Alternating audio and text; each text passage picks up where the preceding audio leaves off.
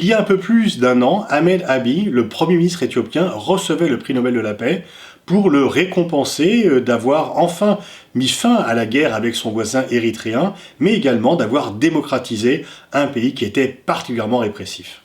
Aujourd'hui, le même est la tête d'un pays qui pourrait se livrer à des massacres de masse par rapport à une région de l'Éthiopie qui s'appelle le Tigré. L'Éthiopie a été dirigée par l'empereur Haïlé Sélassié jusqu'en 1974, à la tête d'un pays très pauvre. Lui vivait dans le luxe, mais de nombreuses famines frappaient l'Éthiopie, et c'est pour cela qu'une junte militaire communiste a pris le pouvoir, en chassant Haïlé Sélassié, mais a instauré une dictature de fer et n'a pas non plus ramené la croissance et n'a pas non plus ramené l'alimentation. En 1991, Meles Zenawi chasse cette junte militaire, il prend le pouvoir, il est tigréen, et il va instaurer le pouvoir des Tigréens sur le pays. Or, ces derniers ne représentent que 6% de la population de l'Éthiopie, qui aujourd'hui fait 6 millions d'habitants.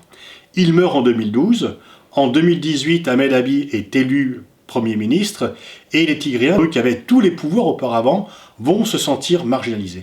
Il y a peu, ils ont voulu prendre une sorte d'autonomie, et ils ont fait peur au pouvoir Addis Abeba, la peur d'une sécession. D'où des menaces militaires, et d'où le refus des Tigréens de céder à menaces. Les combats ont commencé, ils se sont même exportés en Érythrée. Il y a eu déjà, selon les différentes associations humanitaires, des crimes de guerre qui ont été commis, mais le pire est peut-être à venir. Le Premier ministre éthiopien a demandé aux Tigréens de se rendre pacifiquement pour éviter de nouveaux massacres, ce à quoi le responsable des Tigréens a dit qu'il n'en était pas question, que c'était des hommes d'honneur et qu'ils avaient lutté pour conserver le droit de diriger leur région. Le porte-parole de l'armée éthiopienne a été beaucoup plus inquiétant. Il a déclaré aux habitants de Makale, qui est la capitale du Tigré, qu'il fallait fuir et que des instructions allaient leur être données, et sinon qu'il n'y aura pas de pitié. C'est donc la perspective d'un massacre de grande échelle qui est là, et pour l'instant, le Premier ministre éthiopien a refusé toute médiation, qu'il s'agisse de ses pairs africains qui sont venus assez nombreux pour tenter de lui faire entendre raison, que des autres voix internationales. Ceci est particulièrement grave parce que l'Éthiopie était une success story africaine, non seulement par la démocratisation du pays, mais aussi par ses performances économiques. Le pays s'est très fortement développé depuis plusieurs années et donc était représenté comme une sorte de modèle pour les autres pays africains. Et là, ce modèle tourne au cauchemar finalement. Mais c'est le problème en fait d'un pays où les communautés estiment qu'elles ne peuvent plus vivre ensemble parce qu'elles ne sont pas assez bien représentées. Cela conduit au sécessionnisme qui conduit forcément à des conflits, à des guerres. On l'a vu dans les années 90, dans l'ex-Yougoslavie.